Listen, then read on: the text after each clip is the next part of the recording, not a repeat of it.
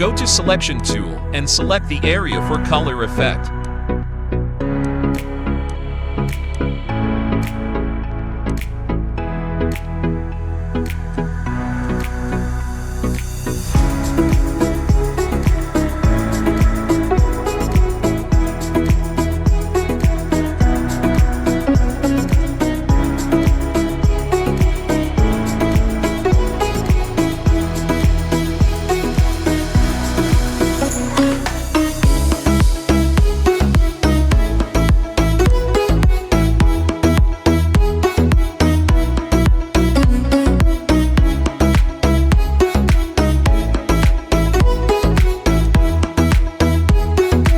Go to Hue and Saturation.